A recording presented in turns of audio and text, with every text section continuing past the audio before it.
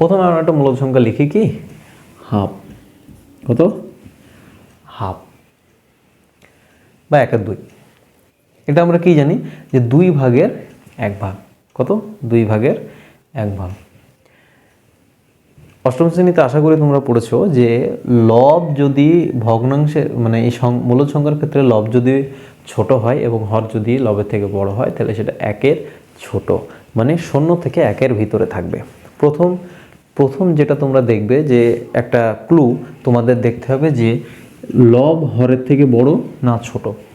যদি ধরো x/y একটা কি মূলদ সংখ্যা, এটা যদি x লেস দেন মানে x লব হরের থেকে ছোট হয়, লব হরের থেকে ছোট হয়, তাহলে সেই সংখ্যাটা কোথায় থাকবে না 0 এবং 1-এর মধ্যখানে থাকবে। কোথায় থাকবে না 0 এবং 1-এর মধ্যখানে থাকবে।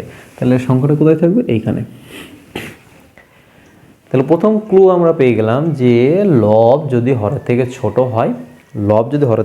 হয়, তাহলে সংখ্যাটা থাকবে 0 থেকে 1-এর মধ্যে। আমরা যে সংখ্যাটা লিখেছি হাফ, আমরা কোন সংখ্যাটা লিখেছি? হাফ। তাহলে হাফ সংখ্যাটা কি লব হরের থেকে ছোট, 1 2-এর থেকে ছোট, তাহলে এই সংখ্যাটা কোথায় থাকবে না 0 থেকে 1-এর ভিতরে থাকবে। প্রথম ক্লু তোমাদেরকে জানতে হবে মূলদ সংখ্যা রেখায় বসানোর আগে যে সংখ্যাটা কোথায় থাকবে, 1-এর বড় না 1-এর ছোট, না 2-এর বড় না 3-এর ছোট, এগুলা। আচ্ছা, এটা বলে দিলাম। তাহলে এবার দেখো আমরা কত লিখেছি? 2-এর 1, এবার 1-এর 2। তাহলে এই সংখ্যাটা কোথায় থাকবে না এই যে দূরত্ব 0 থেকে 1-এর ভিতরে যে দূরত্বটা কত, এই দূরত্বটাকে সমান 2 ভাগে ভাগ করতে হবে। সমান 2 ভাগে ভাগ করলে ধরো এইটা সমান 2 ভাগে ভাগ করে প্রথম 1 মানে প্রথম যে ভাগ সেটা হচ্ছে 1-এর 2, তার মানে এইটা হচ্ছে 1-এর 2। বোঝা গেল? এটা খুব সহজ হয়ে গেল, তোমাদের বোঝার জন্যই সহজ করছি আরো।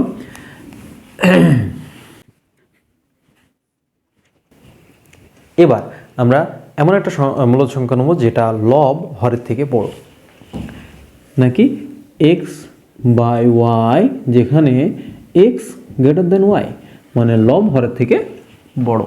এমন একটা সংখ্যা যেমন আমরা নিয়ে 6/5। এইরকম যে সংখ্যাগুলা আসবে লব হরের থেকে বড়, সেই সংখ্যাগুলো আমরা ভাঙবো। কীরকম করে ভাঙবো না এই সংখ্যাটাকে আমরা লিখতে পারি 1+1/5। তাহলে এই সংখ্যাটা আমরা ভেঙে নিলাম 1+1/5। এই যে এখানটায় একটা পূর্ণ সংখ্যা এলো, এই পূর্ণ সংখ্যাটা আমাদের বলে দেবে সংখ্যাটা কোথায় আছে, মূলদ সংখ্যাটা কোথায় থাকবে। এই পূর্ণ সংখ্যাটাই আমাদের কি বলবে না এই সংখ্যাটা 1-এর বড়। এই সংখ্যাটা 1-এর বড়। আমাদের এটা ভাঙার উদ্দেশ্য কি না এমনভাবে ভাঙবো যাতে এইখানে যে মূলদ সংখ্যাটা পাবো সেইটার লব হরের থেকে ছোট হয়। যেই এই সংখ্যাটা পেয়ে গেলাম এবং এই যে মূলদ সংখ্যা পেলাম যেটা লব হরের থেকে ছোট, মানে সে মূলদ সংখ্যাটা কোথায় থাকবে এই 1-এর পরে, কিন্তু তারপরের পূর্ণ সংখ্যার আগে। তার মানে 1-এর পরে থাকবে কিন্তু 2-এর আগে থাকবে, মানে 1 ও 2-এর মধ্যবর্তী স্থানে এই মূলদ সংখ্যাটা থাকবে। কোথায় থাকবে সেটাও পেয়ে যাব। দেখো এই যে সংখ্যাটা আমরা পেলাম এটা কত, তলায় কত আছে 5, তলায় কত আছে 5। তার মানে 1 থেকে 2-এর মধ্যেখানে এই দূরত্বটাকে আমাকে সমান 5 ভাগে ভাগ করতে হবে এবং 5 ভাগে ভাগ করার পর উপরে কত আছে 1। প্রথম ভাগের যে পয়েন্ট সেই পয়েন্টটাই হবে এই সংখ্যাটা। দেখা যাক তো প্রথম দেখো 5 ভাগে ভাগ করো 1 2 3 1 2 3 4 5, 5 ভাগে ভাগ করে দিলাম। তাহলে এখানে কত আছে 1। তাহলে প্রথম যে ভাগটা এইটা হয়ে যাবে এই সংখ্যাটা 6/5। এখানে যদি 2-এর 5 থাকতো তাহলে 2 নম্বরটা, 3-এর 5 থাকতো 3 নম্বরটা, 4-এর 5 থাকলে 4 নম্বরটা, 5-এর 5 মানে তো 2। বোঝা গেল? এরপরে তোমরা ভাবছো যে এখানে যদি 1 না থাকে 2 থাকে 3 থাকে, যেমন 16/5, এটা কত 3 যোগ 3 যোগ 1/5, তাহলে এখানে কত হলো 3।